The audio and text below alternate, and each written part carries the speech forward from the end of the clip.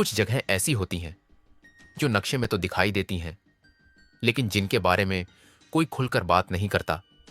राजस्थान के पुष्कर के पास एक छोटा सा इलाका है, सुधाबाई। नाम सुनने में जितना शांत लगता है, हकीकत उतनी ही बेचैन करने वाली है। हाँ, ना कोई बड़ा मंदिर है, ना कोई मशहूर किला, फिर भी साल में एक बार ये जगह पूरे देश के लोगों से भर जाती है। पर ये लोग घूमने नहीं आते, ये लोग अपनी आत्माएं छुड़ाने आते हैं। दिन के समय सुधाबाई बिल्कुल साधारण लगता है। कच्चे रास्ते, कुछ पुराने घर और बीच में एक शांत सी झील। झील का पानी अजीब तरह से स्थिर रहता है, न ज्यादा लहरें, न पक्षियों की आवाज। स्थानीय लोग कहते हैं, ये पानी नहीं है, ये यादें हैं। यादें उन आत्माओं की जो यहां से कभी जा नहीं पाई। कहानी शुरू होती है आरव से। दिल्ली का रहने वाला, उम्र 29 साल, एक डॉक्यूमेंट्री फिल्म मेकर। आरव को भूत प्रेत में विश्वास नहीं था। उसके लिए ये सब सिर्फ लोक कथाएं थीं। जब उसने पहली बार सुधाबाई गोस्ट फेयर के बारे में सुना तो उसे लगा ये तो परफेक्ट कंटेंट है। एक ऐसा मेला जहां लोग दावा करते हैं कि उनके शरीर में आत्माएं हैं और पुजारी उन्हें निकालते हैं। आरव ने फैसला कर लिया, वह इस मेले को कैमरे में कैद करेगा। पुष्कर पहुंचकर आरव ने एक टैक्सी ली। ड्राइवर, एक अधेड़ उम्र का आदमी, ने जब सुधाबाई का नाम सुना तो अचानक चुप हो गया। भैया, वहां क्यों जाना है? ड्राइवर ने पूछा। आरव हंसा। डॉक्यूमेंट्री बनानी है। ड्राइवर ने गाड़ी रोक दी, धीरे से बोला, साहब, दिन में चले जाइए, लेकिन सूरज डूबने से पहले लौट आइएगा। आरव ने पूछा, क्यों? ड्राइवर ने शीशे में अपनी ही आंखों को देखा। क्योंकि सुधाबाई में रात को मेला आत्माएं लगाती हैं। साल में सिर्फ एक दिन, अमावस्या की रात, सुधाबाई का गोस्ट फेयर शाम होते ही शुरू होता है। चारों तरफ धूप, अगरबत्ती और जले हुए नारियल की गंध। लोग, किसी के हाथ बंधे हुए, किसी के चेहरे पर डर, तो कोई जोर जोर से हंसता हुआ। आरव का कैमरा सब कुछ रिकॉर्ड कर रहा था। तभी उसने देखा एक औरत जो जमीन पर बैठी थी। उसकी आंखें लगातार झील की तरफ थीं। स्थानीय लोग इस झील को पवित्र मानते हैं। कहते हैं, जो इसमें नहाए उस पर कोई नकारात्मक शक्ति असर नहीं कर सकती। लेकिन एक बात कोई नहीं बताता, झील में नहाने वाले सब लौटते नहीं। कुछ लोग पानी में उतरते हैं और फिर उनकी परछाई किनारे लौट आती है। रात करीब 9:30 बजे एक आदमी को बीच मेले में लाया गया। उसका शरीर अजीब तरह से अकड़ रहा था। पुजारी ने मंत्र पढ़ना शुरू किया। अचानक उस आदमी ने एक ऐसी भाषा में चीखना शुरू किया जो किसी को समझ नहीं आई। और फिर उसने सीधे आरव की तरफ देखा, कैमरे के लेंस के आर पार, और बोला, तू क्यों आया है? आरव के हाथ कांप गए। कैमरा फिर भी चलता रहा। एक बूढ़ा साधु आरव के पास आया। उसने कहा, तुम बाहर वाले हो, इसलिए तुम्हें नहीं पता। आरव ने पूछा, क्या?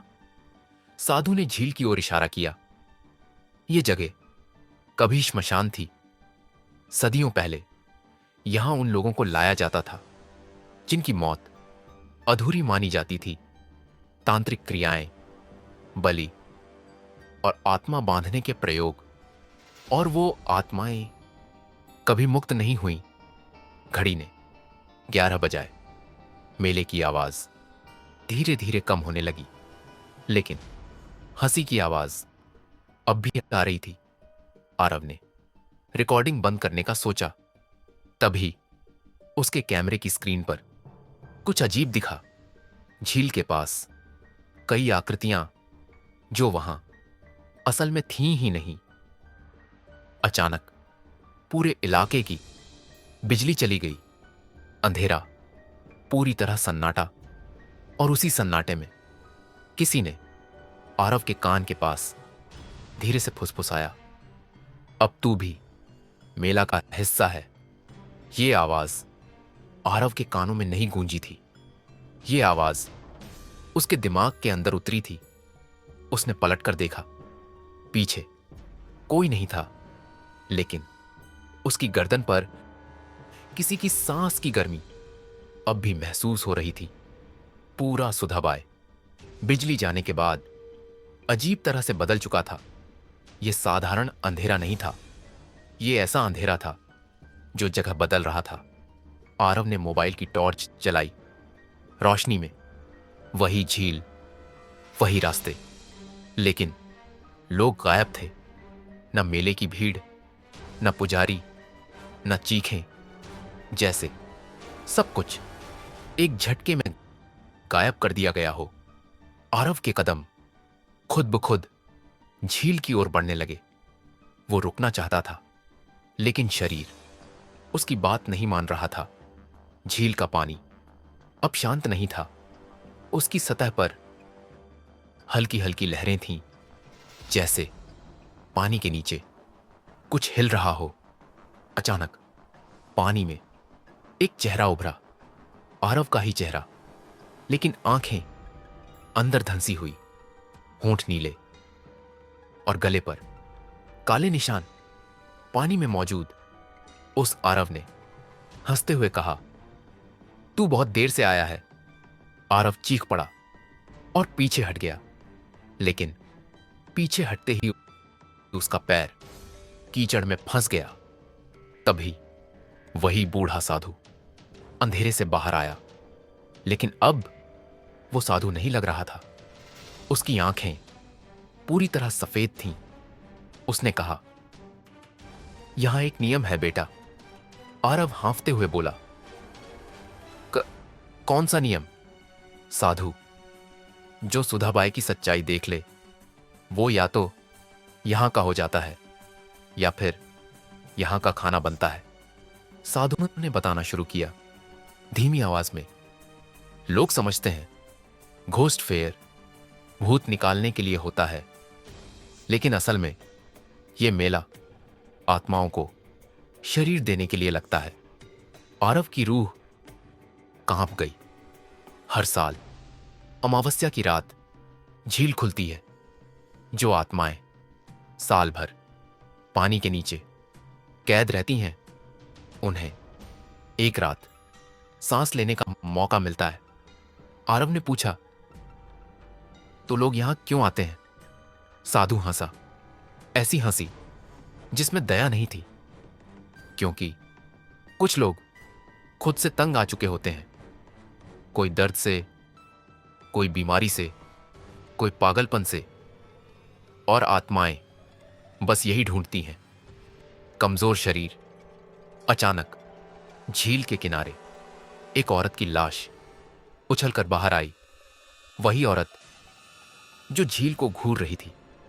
उसकी आंखें खुली थीं, लेकिन चेहरे पर डर नहीं, सुकून था।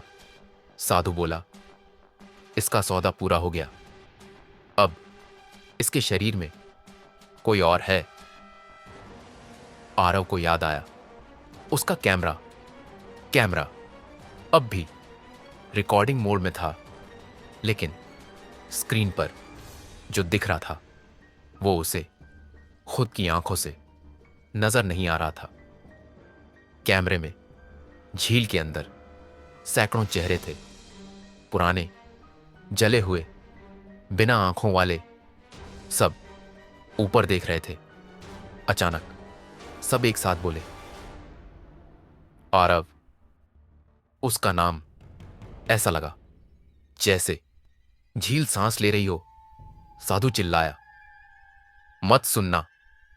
अगर इनका नाम सुन लिया तो आत्मा तेरे अंदर रास्ता बना लेगी। लेकिन देर हो चुकी थी। आरव को ऐसा लगा कोई उसे खींच रहा है। पानी ठंडा नहीं था, पानी जिंदा था। उसके अंदर हाथ थे, कई हाथ, जो उसे नीचे ले जा रहे थे। पानी के अंदर आरव ने देखा पुराना श्मशान, अधजली चिताएं और बीच में एक विशाल पत्थर।